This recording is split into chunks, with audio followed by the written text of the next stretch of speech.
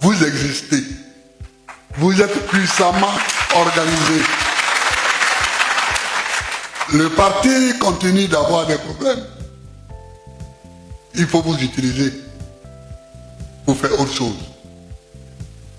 Et ce pourquoi nous sommes là aujourd'hui, c'est une autre proposition que je fais pour orienter, pour réorienter votre travail. Et je vous remercie d'avance d'accepter ce travail-là. Parce que le problème que je vous confie à régler, c'est un problème qui aurait été réglé si nous avions été à l'élection et que nous avions été élus. Parce que dès que ah oui, dès que voilà, tous nos camarades seraient sortis des lieux injustes de la détention. Il faut que vous réfléchissiez à ça. Premier point, il nous faut continuer à lutter contre le 4e mandat. Parce que en Afrique, on se demande pourquoi il y a toujours des problèmes. Mais il y a toujours des problèmes. Parce que nous écrivons des textes et que nous ne les respectons pas, ces textes-là. On mobilise des juristes. On écrit des constitutions. On écrit des lois. On les vote. On est fier de les imprimer et de les publier au journal officiel. Et quand quelqu'un nous pose des questions, on dit, mais voyez au journal officiel, le texte s'y trouve. Nous l'avons pris il y a quelques mois. Mais quand il faut l'appliquer, on ne l'applique pas. Si la Constitution écrit qu'un citoyen ne peut pas faire plus de 2 mandats, pourquoi sommes-nous à la veille d'un 4e mandat? Pourquoi? Est-ce qu'on peut accepter ça? On ne peut pas l'accepter. C'est anticonstitutionnel. Et dès qu'on dérape de la Constitution, on dérape déjà de tout. On dérape de tout. Ce sont les Américains qui ont introduit dans leur constitution 2 mandats. Après, c'est arrivé en Europe. Et progressivement, ça arrive en Afrique. Mais si vous ne le voulez pas, ne l'écrivez pas. Pourquoi écrire quelque chose dont on ne veut pas? Moi, je le veux. Donc, j'ai participé à l'écriture de ce projet.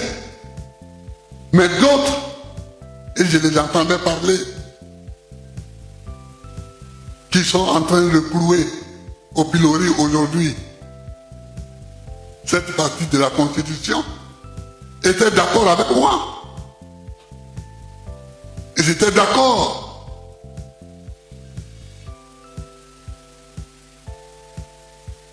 Cette Constitution a été votée avec plus de 80% de voix en référendum. Je parle de 2000. Ensuite, il y a eu 2016. Toujours la même disposition existe.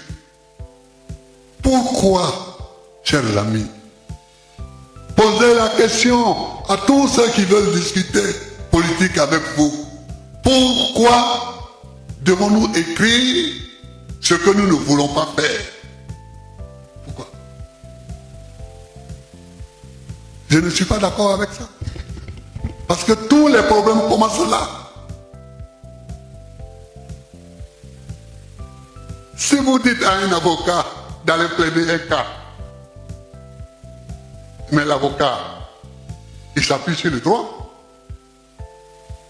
il s'appuie sur les lois. Mais s'il va et que le juge dit qu'il n'a rien à faire de cette loi, mais de quoi voulez-vous que l'avocat parle? De quoi voulez-vous que l'avocat parle? Parce que lui, son travail, c'est la loi. Son travail, c'est le droit. Donc, soyons sérieux. Soyons sérieux en Afrique. Soyons sérieux. Respectons ce que nous écrivons et ce que nous affichons et ce que nous publions. Quelqu'un qui a voté une telle loi ne peut pas être arrivé au pouvoir en 2011 et puis vouloir être encore président en 2025. Il y a quelque chose qui ne va pas là. Il y a quelque chose qui ne va pas.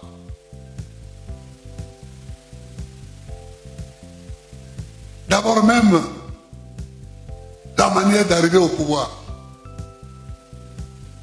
La manière même d'arriver au pouvoir.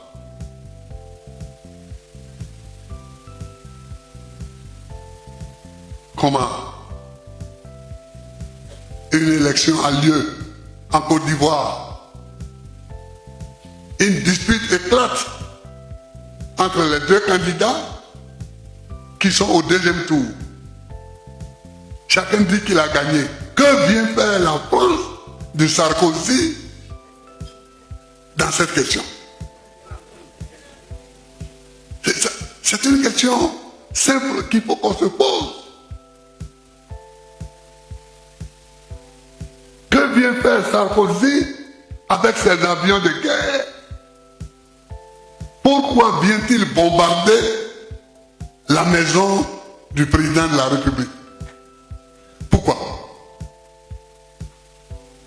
Alors évidemment, une fois qu'on est arrivé au pouvoir de cette manière-là,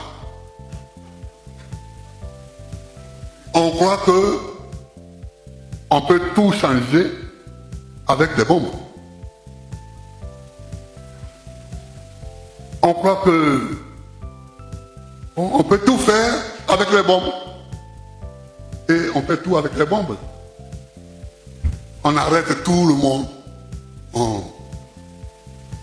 Bon, il y a les bombes de Sarkozy. Il y a les bombes. Il y a encore des bombes en France. Donc, on peut y aller. Mais les temps changent. Les temps changent. Sarkozy n'est plus président. Il est même prisonnier.